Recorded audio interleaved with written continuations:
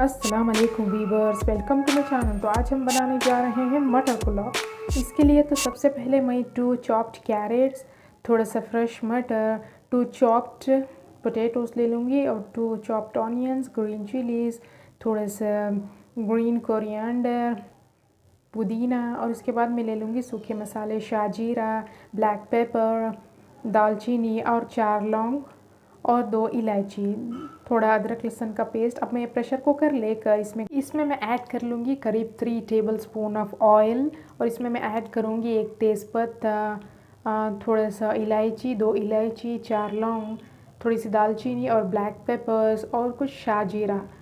और इसमें मैं अब ऐड करूँगी करीब 2 चॉप्ड ऑनियंस, इसमें मैं ऐड कर लूँगी और इसे अच्छे से मैं सॉटे कर लूँगी इस तरह से। अब मैं इसमें ऐड करूँगी करीब 2 tablespoon of ginger garlic paste और इसे भी मैं इस ऑनियन में अच्छे से फ्राई कर लूँगी इस तरह से।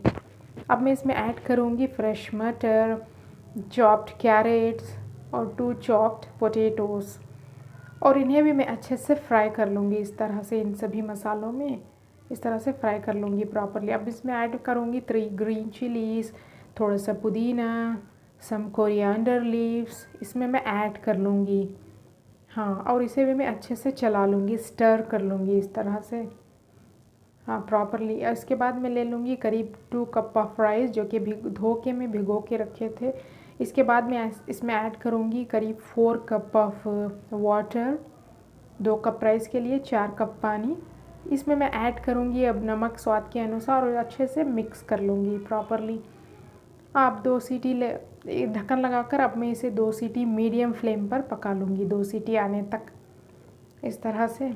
अब 2 सीटी आ चुके हैं, कुकर ठंडा हो चुका है। अब इसे मैं ट्रांसफ़र करूँगी एक सर्विंग प्लेट में इस तरह से और आप इसे ऑनियन और टमाटो चटनी के साथ सर्व कर सकते हैं।